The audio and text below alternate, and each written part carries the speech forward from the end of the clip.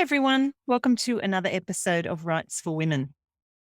Today, we have a special episode with a guest host, and that guest host is Rae Cairns, who you will have heard before as both a guest host on the podcast and as a guest. Rae is going to be talking to fellow debut crime fiction author Nina D Campbell, and it's a great chat with lots of really good stuff in there for both writers and readers. Rae Cairns needs pretty much no introduction because she has been on Writes for Women a couple of times now, both as a guest last year when she self-published her debut novel, The Good Mother, that was subsequently picked up by Harper Collins and has now been republished, has a fabulous new gorgeous cover, and is actually going gangbusters out there. So many people are loving The Good Mother by Rae Cairns. Rae's a good friend of mine. She's in my writing group, The Inkwell. And when I was talking to her and saying, I've got all these fantastic authors I want to interview, I just haven't got the time to read the books. And she had already read Nina D Campbell's book, Daughters of Eve. So she said, I'd be happy to talk to Nina. So I jumped at that chance. And as much as I'm a little bit jealous because Nina just looks and sounds like a fabulous person and a great writer, and this book is definitely going to make its way into my pile because it sounds so wonderful. So Nina D Campbell studied theatre and literature at university, and then she stumbled into the world of work in the midst of the recession that we had to have. Nina cobbled together a respectable career as a professional writer, working across the community and public sectors before a midlife health challenge changed her priorities. Nina now writes fiction full-time with a focus on stories about strong women. Perfect guest for Writes for Women, of course. Together with her partner and their spirited Jack Russell Terrier, she lives in South Australia, close to world-class wine regions, sparkling beaches and other tempting delights. And I've had the pleasure of editing this interview between Rae and Nina. A really great chat. As I said, both readers and writers are going to enjoy this. So grab a cuppa, sit back and join Rae Cairns and Nina D Campbell on the Convo Couch as they talk about Nina's new book, Daughters of Eve. Hi, and welcome to this special episode of Writes for Women. My name is Rae Cairns, and it's my absolute pleasure to be speaking with debut crime author Nina D Campbell about her sensational and thought-provoking thriller, Daughters of Eve. Nina, welcome to the Convo Couch. Oh, hi. Thanks, Rae. It's so great to be able to talk to you as well because your book is also one of those debuts that has really kicked ass. Oh, thank you. That's very kind. Your book, like mine, was released in March. How's it been having it in readers' hands? How have the last 3 months been? Oh, it's been a whirlwind. It's just been absolutely crazy. And I'm sure you feel the same way, that sense of when you've spent as many years as we've spent writing away quietly in our little caves to suddenly come out into the glaring light of day is quite a big transition. And getting used to it is taking a bit of a while. But I think the thing that's most amazing is lying in bed at night after I put my book aside thinking, oh my God, there are people in the world right now holding my book up in bed and reading. And that sense of connection with readers, I think, is intoxicating in a way you just can't explain. Yeah, that's So it's been great. I haven't thought about that. Now that's what I'll be doing tonight. Thinking about it. But you're right about the connection to readers. It's a really special thing, or if you get a message from a reader or something, isn't it? Oh my God, yes. Yeah. And I had the weirdest thing happen the other day. I was buying dog food for Molly and they were talking about what a sweet little dog she was. And I was saying, oh yeah, she's a very special dog. She's an author dog. So she actually helps me write books. And these were very young kids, young people. I was thinking, yeah, they're not really. And they asked about the book, and one of them was a huge crime aficionado. And so I gave them my card and said, oh, look, come and look me up online. And the other one leaned over and went, oh, my friend's a fan of yours. And I went, oh my God, I've got fans. Oh, wow, that's amazing. So yeah, it just bends your brain in these really unexpected ways when you go, oh my God, yeah, this thing that I wrote is actually touching other people and connecting with them in a way that I always wanted to, but you never think that you actually will. You always think that you're just crafting this story almost for yourself and your friends. Yeah, but that's the hope, though, isn't it? That it'll connect on another level with people. Yes. Yeah, I read Daughters of Eve about 2 weeks ago, and I have to say it really is one of my favourite reads of this year. It Wow. is clever and nuanced, fast-paced, twisty, with a brilliant, strong female lead. For listeners at home who haven't had a chance to read it, tell us a bit about Daughters of Eve. Okay, it's a fast-paced police procedural because that's one of my favourite genres. I like fast-moving. It's got a high body count, but unlike a lot of crime where the body count is predominantly female, in this one, the body count is actually exclusively male, and that's really the heart of the story. It's the story of a female detective who is quite troubled by the amount of violence against women in her experience as a homicide detective, who comes across a series of crimes that she thinks are going to actually make her career. They're high-profile killings, all with the same MO. It's going to be big on the press, and she's thinking, oh my God, you might actually get a career out of this. But then she finds out that they are actually targeting men who have perpetrated crimes against women and gone unpunished. And so there's the heart of the dilemma for her, that first stage dilemma. And the story unfolds from there as, like, initially the boys in the squad room are uncomfortable with the idea that it would be about domestic violence because that's just crazy. Women don't do those kinds of things. But when it actually comes out and the Daughters of Eve basically announce their arrival with a manifesto online, all of a sudden the book pivots and we start looking at what would happen in our culture if women actually were perpetrating crimes instead of more predominantly being the victims of violent crimes. Oh, I loved that juxtaposition between what would happen, what does happen, crimes against women, and then the juxtaposition with having the crimes against men and the totally different reaction that you played with both in politics and policing and in the public discourse. It's really clever, and it really hit home as being, oh, I could see this happening. That's the terrifying thing, isn't it? I remember when I first wrote it. So I wrote it in 2017. In a sense, it was my way of processing that Me Too movement, wanting to understand why, when I was reading, my social media feeds were full of my friends disclosing terrible, awful things that had happened to them. And then thinking, how does this just happen? And we get up and we keep moving and we just keep living our lives and doing amazing things.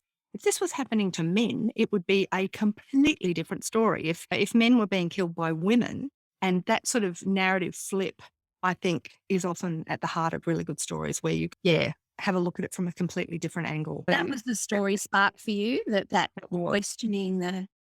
Yeah, what would happen if women actually were doing to men what men are doing to women in our culture? And anytime it's a really astoundingly evil crime, it makes the press. The average weekly killing of a woman by her intimate partner or ex-intimate partner, more often, that just runs under the radar. And if there wasn't actually a group of journalists committed to uncovering it, then we probably wouldn't know that 50 women plus a year die at the hands of their intimate partners. So I think it is a really a mind-bending statistic that we kind of hop over with relative ease. Yeah, so I think it's about that notion of the value of a human life and whether they are equally valued, if they're male or female, and how we as a culture respond to the way that violence, which is usually a male purview, is, what happens if it flips around. And we're watching it at the moment and people are trolling Amber Heard in huge numbers, which is just heartbreaking. And you think, is she the instigator of this violence, given that there seems to be a long list of people saying that this violence existed in Johnny Depp for a long time? Or is she just rising to meet that? I think if you've read Jess Hill's seminal work, that amazing book, Look What You Made Me Do, it really unpacks that notion of the different ways in which women respond to domestic violence. Yeah, it was really interesting to dig down into that and mess with the stereotypes and, flip them around a little bit. Yeah, and the societal expectations of what they'll accept and what's just a given and all of us. Yeah, it's so well done. It's just very clever, and it did. And I think we've all had that thought at some, I've certainly had the thought at some time of what would happen if this was happening to men. Taken that and run with it. So you had that kind of moment in 2017 where you wanted to process, and it was a lot. It was a lot to process. And it was brilliant that it was all coming to the fore. But yeah, like you said, I was getting things across my social media about my friends and things that had happened to them as well. So you had this idea. pre-2017, what you wrote professionally, is that correct? Yeah, so I was sort of You were okay. no, I did. I wrote in my spare time. I wrote fiction. So I have since about 2010. I think that was when I wrote my first attempt at a long form novel. Before that, I'd written a lot of short stories, and in my teens, bad poetry, and I'd always played with words. I've loved words since I was a child. Sitting on my mum's lap, I learned to read. She used to read adult novels to me and just run her fingers under the words. And yeah, so I've loved story and words for all that time. And so I was drawn into jobs that involved communication, that involved speaking or writing. And I ended up in government writing speeches for ministers and speeches for high level bureaucrats and briefing papers and various different sort of communication tools. But it was, around 2010, I had an issue where a health issue, which meant that I couldn't type. For almost a year, I had very limited capacity to type. And it really made me realize that words that were so precious to me were limited. Like the number of words that I would write in my life before I died we all have those kind of moments where we go, oh, crikey, this is an actual game with an end to it. And so that was when I decided I would start writing novels. I thought that's what I really want to do. And it was, in fact, my mum's dream before it was mine. But she was a mum and working, so she never actually got to fulfill that dream. So one of the special things about Daughters of Eve for me is that a lot of the character of Emilia, the detective, a lot of it is drawn from my mum. So That was one of my questions. Okay. it's a long form love letter to my mum who died when I was 30. Okay. Yeah. Otherwise, I'm pretty sure she would have written absolutely amazing novels in her retirement years. So she passed her love of reading and writing and words and creativity to you. Oh, She did. beautiful. That's gorgeous. Yeah, it was pretty special. And it was something I didn't really realize until I wrote the book in 2017. And in 2022, when it was published, I suddenly had this overwhelming sort of emotional response to the book. When it was out in the world, I had this feeling like, oh, I don't know that it's safe for it to be out in the world in other people's hands. Why am I so emotional about that? And then I went, oh, because it's my mum. And and that sort of whole personal angle kind of opened up for me. And I went, wow, that's really exciting. So when you started writing the character, did you go into it knowing, like, because Emilia is very determined, she's engaged, she's very ambitious and flawed, beautifully flawed. Did you know going into it that you were drawing on your mum or for the character, or did you realize that after the fact? Yeah, I realized that, as I said, when it was published, I had no idea it was that far. It was an amazing. I was actually in the middle of an interview with Crime Club, QBD Crime Club, and it suddenly struck me and I went, oh my gosh. And I had that revelation, and it's actually on film, me having that revelation, which is kind of trippy as well. Yeah. Yeah. So it was really strange. But the character actually, I'm quite an intuitive writer. So the character actually just jumped fully formed into my head and started speaking to me. And she had such a fabulous way with words. So I don't know how I missed it. It was my mum. Because mum was always very good at really getting to the heart of issues. Yeah. And she definitely brooked no falls. She was a very gutsy woman. She came from a tough part of England called Leicester in the Midlands, where women have been working since the Industrial Revolution. So they make their women tough there. And she was definitely not somebody who would be cowed easily. No, I really liked that about Emilia, that she just kept on going, and she had that really, she's got other stuff going on. She's very complex, like things are going on at home that she's perhaps not as confident and about in herself, but at work, she goes with what she really believes in and follows through. And I like that she was ambitious too. Yes. Don't necessarily see a lot of, and I'm not talking about that really aggressive, trying to be a man ambition. I'm just genuinely ambitious in her career. It was lovely to have a character like that. Yeah, who was comfortable claiming it and who was also comfortable recognizing that it was a challenge in the particular blokey space that she was in, to find that career footing and to find that advancement. Yeah, it's really interesting. She's given a lot of the domestic violence cases because none of the boys want them because they're not career makers. Exactly. And along comes this incredible case connected to domestic violence and women issues around violence against women, and all of a sudden all the men want it. And it's interesting seeing that. She was the natural choice for it because that was her expertise. And yeah, it was really. And Robbo, who's a hero as well, Yes. he knew that she was necessary to the case. He knew that she had that kind of intrinsic knowledge and would lean into her a lot for, tell me how to do this, how to do that. So I really enjoyed that, again, flipping that gender narrative so that her expertise was recognised by one person, even though it was being dismissed by a large number of people. But even Robert had to have that moment of almost acquiescing to her expertise and accepting that he needed her. Like, even though there were threats, and even though he is that character that does develop into a hero, I liked that. I liked that it wasn't just easy for him either.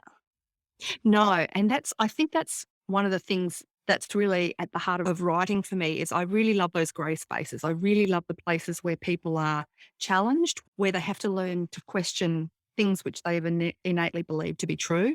So those kind of moral ambiguity areas are really fascinating to me, and characters being asked to really check what they thought they knew as true. Yeah. Yeah, it's so well done because I think that's what I liked, that each of the characters were well-rounded and nuanced, and most of them struggling with their own prejudices and issues and ambition and all of that. I really liked that you included that subplot of romance as well. What was your thought process behind that? What was that drove that?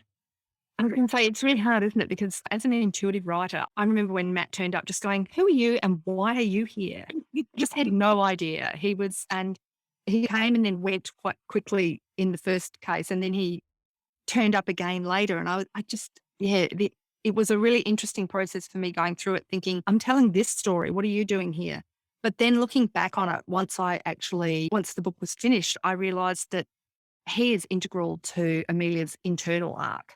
So her external arc is around her ambition and solving the crime and all of that sort of external gratification. But her internal arc is learning to take this righteous anger that she feels about and feels very deeply about what happens to women in their lives, about the lack of justice that they receive, and that she's trying to right that balance, and how she comes to actually learn to love in that space. So somebody came back to me at an author talk the other day and said, I really loved that you captured the dilemma that strong women feel about relationships, about how you actually be genuinely connected in a loving partnership with somebody in a world which really stacks the cards so that they should have more say in that relationship than you.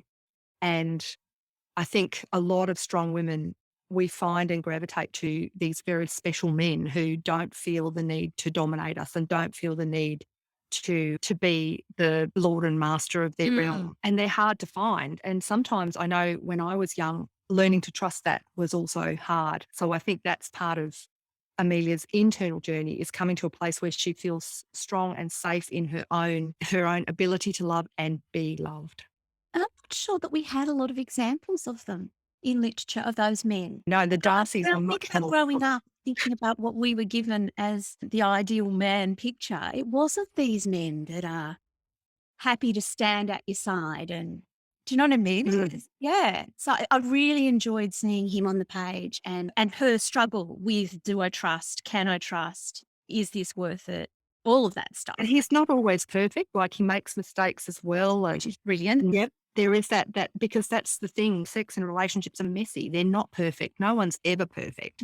We rub up against each other in positive and negative ways. So that was really important to me. But you're right. I think I was actually thinking the other day about that trajectory of women writing crime. And so we go back, apart from Miss Marple in the Agatha Christie realm, a lot of female crime writers had to write male protagonists. And we've really only, so authors like you and I and Mercedes Mercier, who are really pushing into that space of saying, no, we want, and Sarah Bailey, Sarah Barry, there's Candice Fox, there are a lot of them now, but where is really this last 10 sort of years that we've really started to come out and start talking in our own voice and putting those strong female lead characters into crime fiction. So I think there's a real change happening in the way that we perceive both men and women in the world. And I think it's really powerful, as you say, to have male characters who actually value love and who actually value and respect their partners. I heard a really brilliant dissertation on why men sometimes struggle with the notion of consent. And it was just a list of all of the characters played by Harrison Ford, one actor. So he said, just one actor. Go back and look at all of the characters that Harrison Ford has played. And he cited a particular scene in each one where a woman said no and Harrison Ford's character said yes. And the woman went, oh, I'm all gooey and lovey now. And oh, I just needed you to push me over that brink. So that dynamic in relationships was so prevalent that I had never made that connection that until that person actually voiced it. And I went, yeah, how do we expect our men to understand or our boys to grow into the men who understand how to be in an actual equal partnership when we fill their heads with all of these media images and books and stories of men who are tough and men who are strong and who find that strength in a very masculine way and don't have to coerce the woman, sex and stuff. It's really interesting. I think that whole issue is started off being dealt with in romance. Absolutely. And the issue of consent. And it's a big thing now that you have to get consent on the page, I think, because I've got a couple of friends who are romance writers. But I think that's a really healthy place to be, because if in our media, if in our, whatever it is we're doing, movies, TV, reading, if we're constantly putting that out there that this is something required, then hopefully we can change the narrative around it. Absolutely. I think it's really true. I think it's a multi-pronged kind of attack that we have to make on our culture at the moment. And it's really happening all across the board. So since we had Saxon Mullins stand up, we had Grace Tame stand up, we had Britney Spears stand up, those women have really fundamentally changed the narrative that we have around the notion of consent and around the notion of male and female sexuality, that whole predator and prey notion. They've really stood up and said, hey, that's what that is. And it's really not okay. And then we've got Jess Hill putting this really strong intellectual rigor behind it and drawing on, I think, a host of amazing gender studies and criminology practitioners who are looking into that world quite closely. So we're having this sort of legislative change that we saw in New South Wales recently, where they clarified the laws around consent. We're having conversations in the media through the advertising campaign Respect that's just rolled out at, I think it's third or fourth iteration, which has been really powerful and very well received. And we're also having it in the arts. And I think that's really, to me, that's where a lot of our stories and our sense of who we are is forged, is in the art, it's in the movies, it's in the TV series, it's in the books. And I think we're having this sort of time of reckoning and reclaiming and change. And that those times can be messy, but I think they can be really empowering. Yeah, couldn't agree more. Yeah, and I agree that romance writers get a really bad rap a lot of the time as being part of the problem, but in fact, they are the litmus test.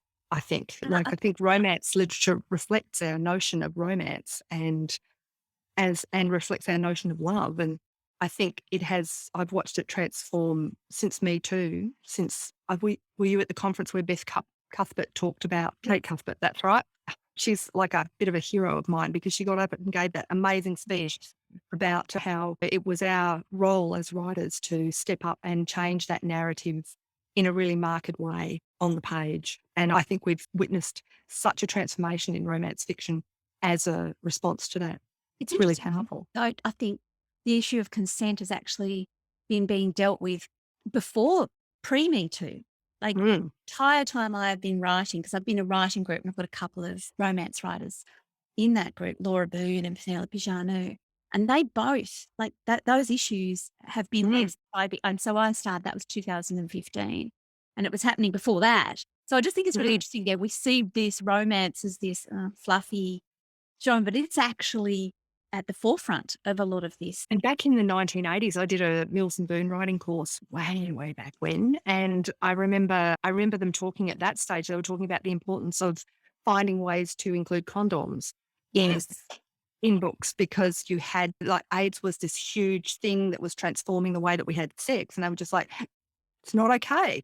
You have to find a way to represent this notion of sex being a Because if we normalize it, which happens through, it's really interesting to think about, isn't it? It is, isn't it? Okay, so now I think we'll move on to the research side of writing for you. So it's a police procedural. I'm highly impressed that you dove into a police procedural.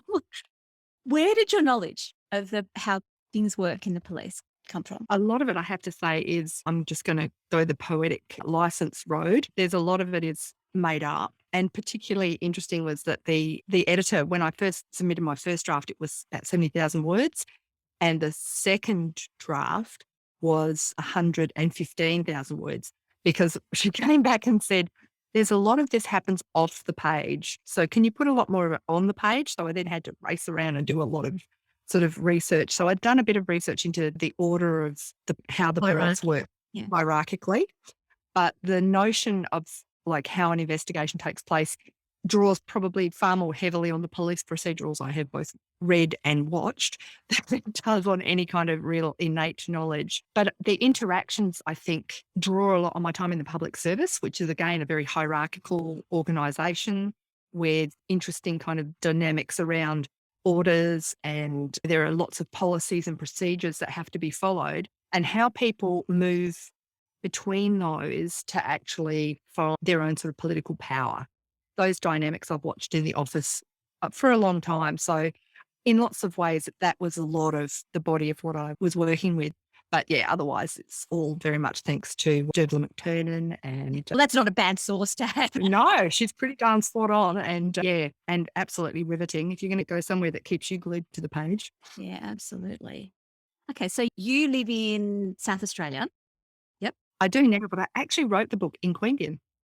Okay, so in Queanbeyan. So why did you decide to set it in Sydney then? I think I knew intuitively that it was going to go the way that it did, that it was going to grow into a political, because I did really want to get to the heart of how we respond to various different crimes.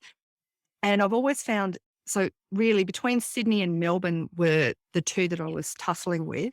And I think that there is a slightly more laid back vibe in Melbourne.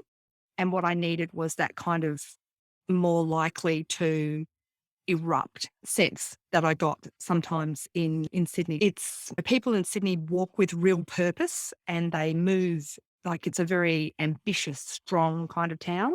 And I think that also played into it as well. But I just thought if things were going to spill out into a sort of violent eruptions, it would probably be Sydney. But it was a close run thing to some degree because there is also a series of killings in Melbourne. Yes. And I did, but I said it specifically in Sydney. And also just, I guess, on a pure business sense, Sydney's a more recognisable city in Australia. And if it's ever going to sell overseas, probably Sydney would be the better place to set it. So, yeah. So there are a number of different things that that kind of brought me to it. But interestingly, these things aren't often decisions for me. I have to retroactively work out why I did things. Absolutely. Because the story, you dive into it and it just takes you and you discover where you are and you discover who you are. And I do love those. I lived in Sydney for 3 months back in the 1980s. Oops. And and I remember it as being this really diverse city. So it has like real, and I'm much more familiar with things like Point Piper and Marrickville and the North Shore and all those sort of things. So I have a very slight knowledge of those places. I thank God for Google Maps, which was the way that I put all the settings together. Like I would just go and drop myself into streets and look around and turn around and go, okay, that kind of, and I'd go to sort of several streets in one particular walk down the road. Yep. That's right. Yeah. I like that house. So I chose houses. One of the houses, the actual Marrickville house that Emilia lives in with the girls, is actually based on a house that a friend of a friend sent me photos of.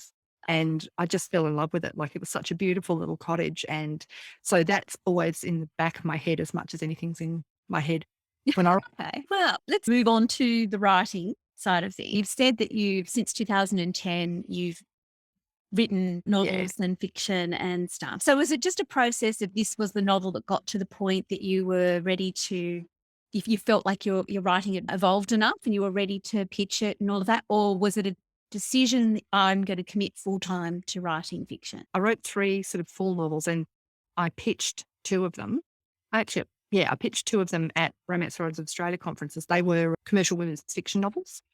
And I got through that process, I got better and better feedback as they advanced and as I learned my craft and internalized my craft. This book was different in that it just came like a gust of wind through me. So I described it once as it felt like I cut a vein and just bled all over the page. It was written in 7 weeks. And 7 weeks. yeah. And the weirdest thing is that was the first draft, which I took to a conference and pitched. And and I accidentally, like, although I worked on that and changed it and all that, sort of polished it, I accidentally submitted my first draft. So it was actually signed on the first draft that took 7 weeks to write. Wow. The- And that was, the- sorry, that was with Alan and Unwit, the Yes. Yeah. Yeah. Jane Pufferman. Is that right? It's Jane Pufferman. Yep, it is. Yeah. It was amazing. So And that the other weird No, go ahead. sorry.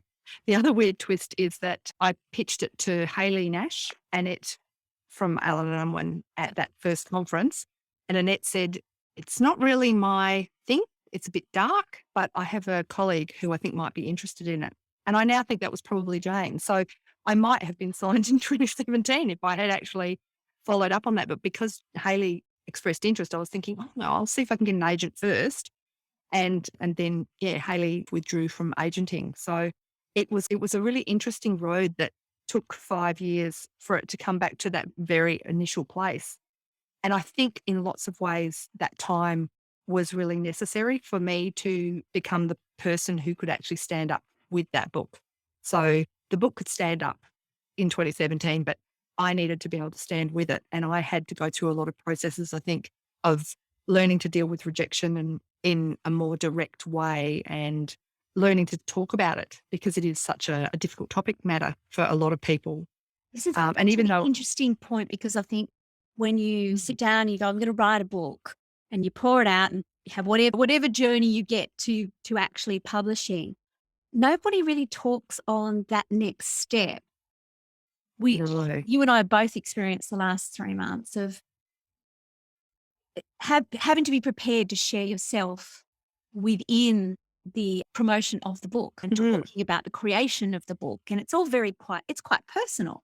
Like even you saying, I realized that she was based on my mother, because a lot of writing is intuitive and don't necessarily know until people start asking you questions that how personal parts of it are. It's such an interesting point that you say you kind of probably needed that 5 years to develop. The book. I think I developed the writing in the first 5 years, and then I developed the ability to actually author. And that's it. I really Author. Oh, it's a good expression. Yeah.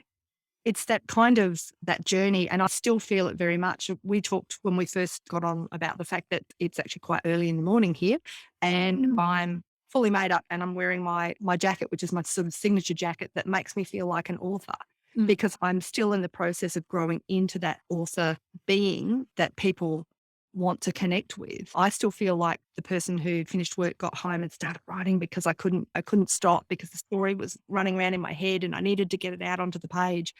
And there is the really big difference, I think, between the writer that you are and then becoming an author. And I think it's quite exhausting. You don't realize how tiring it is until you actually have to do it, make that transition on a sort of daily basis. Yeah. So it is, it's a privilege and one that I would never surrender. And I'm so thankful for it. But it is a process that you go through, learning to be the person that people need you to be, to stand beside your book and give it the gravitas that it deserves. Absolutely. It's not just a matter of handing over that final draft, that proof of the book. you've then got this whole other learning journey of, like you said, authoring. It's it's something I wish we talked about a bit more to help prepare debut authors for. It's quite, thank goodness for the incredibly generous author community who say to you, make sure you've got your lights okay when you're on it. And if you're wearing glasses, make sure it's high enough that it doesn't do that thing. It's just little tips, but it sounds so small, but with each time you learn and grow, and you're right, you grow into the role of being an author and kind of being able to stand next to your book. Yeah. And I think about the authors that I really, like, I still fangirl quite madly of authors, some of whom are now friends, but it is that sense of you touch magic, I think, when you write, and we don't necessarily understand what it is that we do, but there is something about building a world that has the strong enough foundations, walls and roof that it actually holds together and is a book that when you look at someone, so for example, Jacqueline Boblett's one of my favourite writers, and that first book when it came out, I was in tears, and I remember saying to Bruce, I just can't believe that my book had been signed at that point. And I was like, I can't believe that. No, I just stand up next to that. There's just no way. That is just the most amazing book I've ever read. And I can't stand next to that. So we have those kind of internal journeys. And then you connect with her and find out that she's actually just like us, just a normal person. She's not a god. No, that's right. But I think it is that thing that we do touch something that is more than us. And I don't really know what that is. And I don't know how. Is it our subconscious? Is it some shared consciousness? I don't know. But we create these things which have a life of their own outside of us. And that is a magic. And people want to connect with someone who can actually connect them to that magic, not just through the book, but through yourself, I think, as well. That's a good way of putting it. Absolutely. Okay. So back to your journey to publication. So it took 7 weeks to write the first draft. Then you moved into, then you were signed. Is that just that? No, then I was editing, and then I struggled a lot because I had written 2 commercial women's fiction novels and 1 crime novel. Well, I mean, how come you moved into crime? Was it just the subject matter? Like it took you there, or was it a decision? It was a subject matter, but it was also something I've always loved and wanted to do. And I think I listened to Mercedes talking about it the other day when she was saying, I didn't think that I would be able to do that. I didn't think I had the skill level to do that. And I think that's what it was. I think you hold so many things in your head when you write crime. There are so many different strands and all of that sort of laying of breadcrumb trails and putting of red herrings and things like that. And I couldn't see how I could do that as an intuitive writer. So when I jumped in, it was very much I'm just going to give this a shot and see what happens. And it all came together because I think when you just shove all of that technique and craft into the back of your head then becomes able to serve up something that is more palatable at the content that sort of spills out onto the page.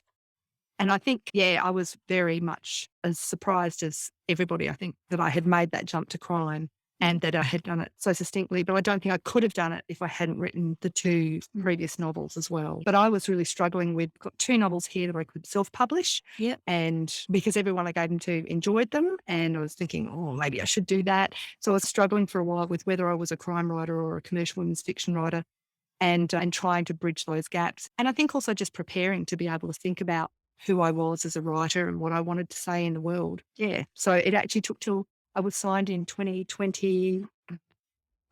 Yeah. Okay. So 2017, you wrote it, and then you worked on it. 2021. Submitted. Yeah, submitted With and the fine. Okay. So let's look at that from the ups and downs of that journey. What would you say were the major ups and downs of that journey? Getting my agent. Yeah. Being signed by an agent, and then my agent actually had to step back from agenting for a while. And so I was a little bit adrift there.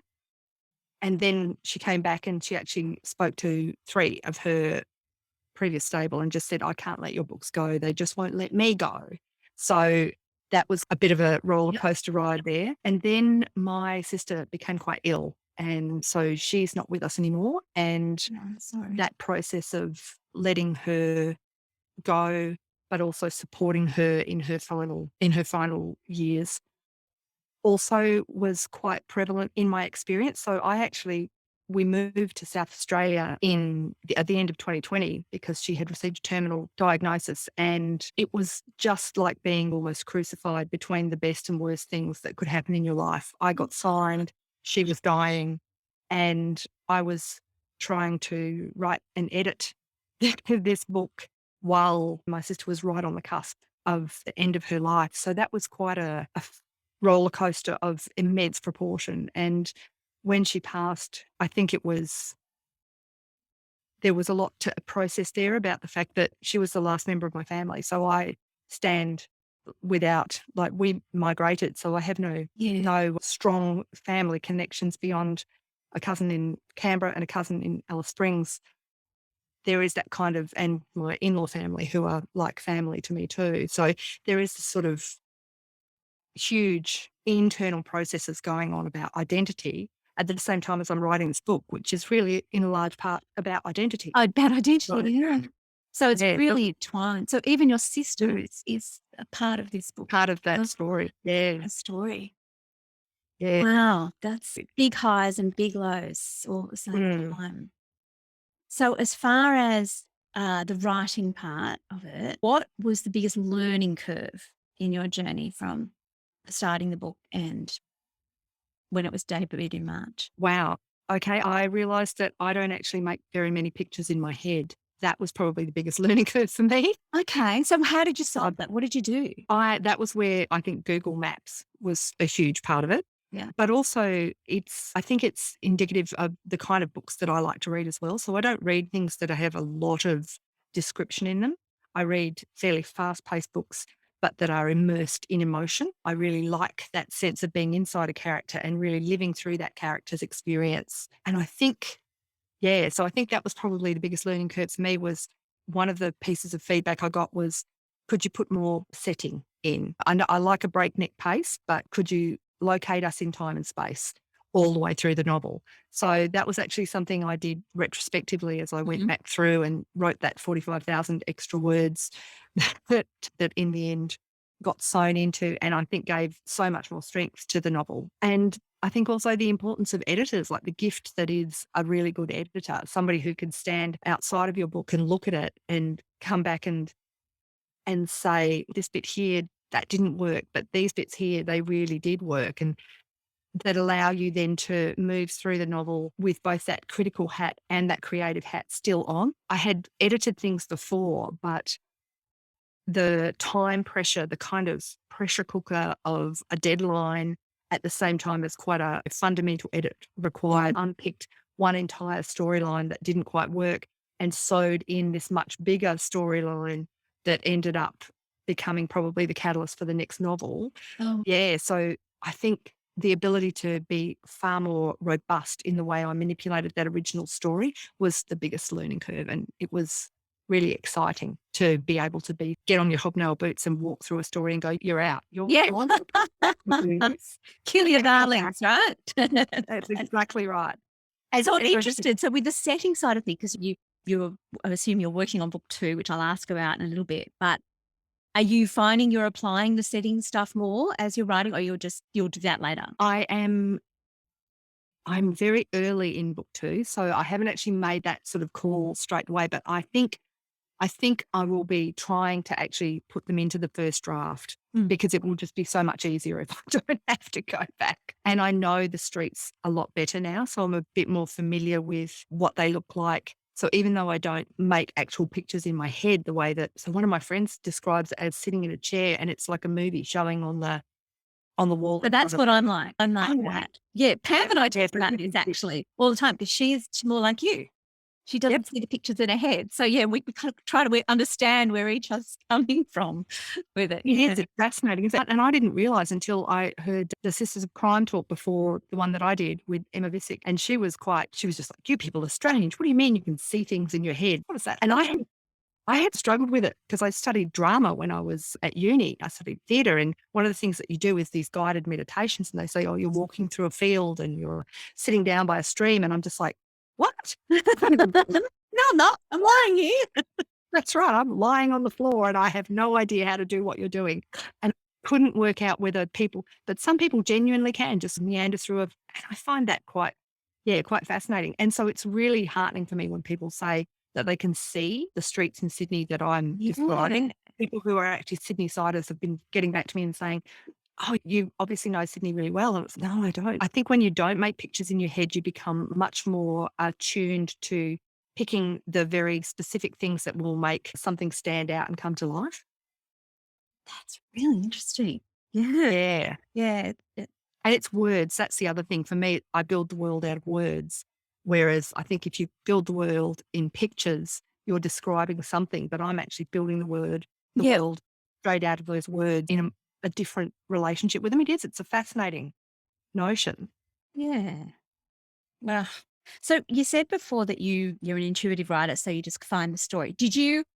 When you began, did you have any idea of the ending, or No, did you just sit down and out it came and you discovered it as you went along? yeah, there were a couple of things. So I knew there were going to be vigilante killers. I knew that what the killings were about, but I didn't really know very much about it. And I certainly had no idea about who committed the crimes until very close to the end. And it's interesting that all of the people who have picked the end tend to pick it around about the point at which I picked it. So I think that the real, Interesting. yeah, so JP Premier talks about it as well. He says that he never knows the ending because he's pretty sure if he does, he would telegraph it. Yep. And whereas I think I heard him talking with Christian White, and Christian White was saying, no, I plot it all out and I know who's done it from the very beginning. I don't know. I think it's a different relationship with story, but it ends up coming out the same way. So there are plotters and there are pantsers. Yeah, and then there's those that mesh the two. But yeah, Yep. but I don't know that it's something you can decide. I don't know. Because I've played with this. I thought I'm a very big planner in life, but not in writing. Yeah, so I'm lists and everything in life, but when it came to writing, the only way I can do it is just Yeah. go I with remember the story and I discover it as it happens. the first time I remember somebody saying to me, how do you write? And I said, I think the first thing that you have to work out if you decide you want to be a writer is how you write. I said, so you can ask other people how they write, Yep. but you actually have to find out how you write. And that can be anything from, James Patterson and his 20-page plots that he rewrites several times before he actually writes the book, through to you and I who sit down with a blank page and just go, oh, Wonder what happens next. Yeah. that's right. But I think also part of that is trusting trusting your process. If you try to do someone else's, it's worth trialing other things, but ultimately you have to create your own way, don't That's you? right. And then trust That's it. You have to fall in love with whatever your process is and just, fall into it and trust it. I like that. Yeah, I think a lot of writing is trusting yourself. This is your story. And then once it's getting to editing, everything else comes into it, and that's really important. But I don't know about you, but doubting yourself. I've talked about that a lot in my writing group. How I doubt myself and I'll doubt my story, and it's the more I can just settle and trust, I don't know, what comes out is better. Yes, I agree. I think it's, if you fight your process. So I'm part of a group called Writes4, and Writes4 starts with a course which basically teaches you how to interrogate yourself, how to really unpack what it is that you're doing so that you can hold on to that through the process. Because it is so hard when you first start writing, and there's so much that's unknown and this little teeny bit that you do know, that trust is quite hard. But so she advocates that kind of planting notion of having a few plot points that what's going to happen. Yeah. And having a really clear knowledge of why you're writing, because that's the thing that when you get to that long dark night of the soul around the middle of the book where you go, this is going nowhere and I have no idea what am I doing here? Am I just putting words on the page? At that point, you can go back to that why and say, am I still reflecting that why? Yeah. And always have that. She said, you don't even have to know what the plot points are, but they have to be feelings. So you start here, you end there. Yeah. How did you find the editing process? Because it's quite different to that really creative. It is. It was really tricky for me because there was all of that sort of pressure going on in my life. Yeah. And it was this unknown thing. I had never worked with a proper full list of issues. And they were various and many in the sort of comments that I had to think about a lot of different things. And some of them were quite sort of fundamental. So I was quite nervous, I think, at the beginning. And I spent a couple of weeks making some clear decisions about I'll do this, I'll do that. Well, no, it wouldn't be. It would have been probably about 4 days. It felt like a couple. Yeah. I'll do that. I'll take that on board. I'm not so sure about that. This is definitely happening. And those were kind of fundamental things, but I didn't know can't drop in and out. I have to work all the way through. So I actually started at the beginning and worked page on page, but I'd spent that 4 days moving all of the pieces around in my head so that as I went through, I was almost writing it again as a first draft and making the sort of changes. So I read every line Wow. and Okay. worked out, oh, that's got to go. And then that's got to go in. And then I've got to write a whole bunch here to make that work. And then, so yeah, it was I had my report beside me and I was referring back to it at the end of every day, but I was just treating it like a first draft. And I'm not joking, it was 6:00 on the day that it was finally due. And I had negotiated an extension of time because of my sister. But my publisher said, Jane said, we've got this really good release date for you and we really don't want to lose it. And I was like, okay, I will make that happen because my sister would haunt me if I missed this opportunity in my life. She would not have been happy about that. Yeah, she actually passed away in the midst of that editing process. So I was going off to the hospital and sitting with her for a couple of hours at a time and then going home and typing and then going back and sitting with her and then going back and typing. And so that feeling when you're writing where as you get further into the story, the world that you've built becomes so big that it's almost more real than the Yes. world that you're living in. Absolutely. So it was almost like a saving grace. I had this place that I could go to where that awful thing wasn't happening and I could actually just lose myself in this story. And I had all of that sort of pressure cooker saying, you've got to do it and pushing me through that story. So it was almost a blessing. It was almost a gift, the ability to escape one life into another. And I think that also shows up in the story. I think the intensity of the emotions are pressure cooked as well because Absolutely. there was so much happening in the outer world that the inner world became heightened by it. So what for you now does a typical writing day look like? I haven't had a particular day. Just wanting to start. I was going to say, I was talking to Mercedes about this with her book, White Noise. She wrote 1,200 words a day. And I was like, you are some kind of God. Like, how is it all? Whereas for me, I'll start off with 100 words and then 200 words. And then by the end, I can sometimes do 7,000 words in a day once the book really the momentum really starts to build for that story. Yeah. But so at the moment, there's just a lot of promotional stuff happening and my head's really in that space. I find it very hard to be outside describing the story and then climb back into it. But I'm starting to feel that energy inside me that this book really now wants to be told. Like the second book has decided that it is now almost like a baby ready to be born. Time. Yeah. So I'm definitely starting to feel that tug towards. And so I've decided that 3 months I'll start to tail off. I'll stop looking for more invitations actively and hopefully let the book settle into finding its audience. And I'll move into that space of birthing the next story, which I'm very excited about. So it started, is it a sequel? Definitely. It is, yep.